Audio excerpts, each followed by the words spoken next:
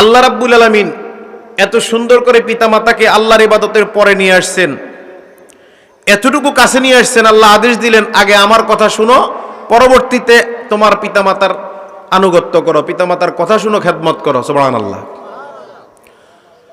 প্রিয় ভাইয়েরা, আল্লাহ রাব্বুল আলামিন ঘোষণা দিচ্ছেন সূরা নিসা আয়াত নাম্বার 36। কোন সূরা? কথা বলেন, কোন সূরা? সূরা নিসা আয়াত নাম্বার 36। আল্লাহ রাব্বুল আলামিন বলেন, ওয়া'বুদুল্লাহা ওয়া লা তুশরিকু বিহি শাইআন ওয়া বিল ওয়ালিদাইনি ইহসানা। ভাইয়েরা আমার, আল্লাহ রাব্বুল আলামিন ঘোষণা দিলেন সূরা নিসা আয়াত নাম্বার 36। প্রথম কথাটি বললেন, ওয়া'বুদুল্লাহ, আমি আল্লাহ রাব্বুল আলামিনের ইবাদত করো। কি বলছে কথা? আমি আল্লাহ রাব্বুল আলামিনের ইবাদত করো। ওয়ালা তুশরিকু বিহি শাইআন, আমি আল্লাহ রাব্বুল আলামিনের সাথে কোনো ব্যক্তির, কোনো বস্তুর, কোনো কিছুর শিরক করা যাবে না। কয়টা আদেশ দিল? কথা বলেন, কয়টা? এক নাম্বার আদেশ, আমি আল্লাহর ইবাদত করো। দুই নাম্বার আদেশ দিল কি? আমি আল্লাহ রাব্বুল আলামিনের সাথে কোনো কিছুর শিরক করা যাবে।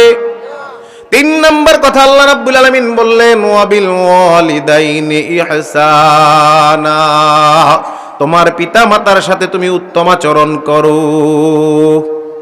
সুবহানাল্লাহ বলবো না?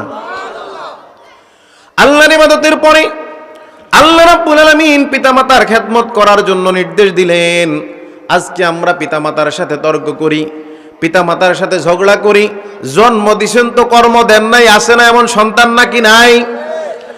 এই দুনিয়ার জমিনে পিতামাতা আল্লাহ রাব্বুল আলামিন প্রদত্ত একটা নিয়ামত। যেই ব্যক্তির, যেই বান্দার পিতামাতা দুনিয়ার জমিনে নাই, যেই ব্যক্তির পিতামাতা দুনিয়ার জমিনে নাই, ওই ব্যক্তি জানে তার কত বড় নিয়ামত সে হারিয়ে ফেলছে। কথা বলেন ঠিক কিনা? আজকের আলোচনা থেকে বুঝতে পারবেন, এই দুনিয়ার জমিনে কারো দোয়া কবুল হয় না, শুধুমাত্র দোয়া কবুল হয়, গ্যারান্টি দিছে আল্লাহ রাসূল পিতামাতার। তো যেই ব্যক্তির পিতামাতা দুনিয়ার জমিনে নাই, ওই ব্যক্তির দোয়া কবুল করার একটি নিয়ামত নাই। কথা বলেন ঠিক কিনা?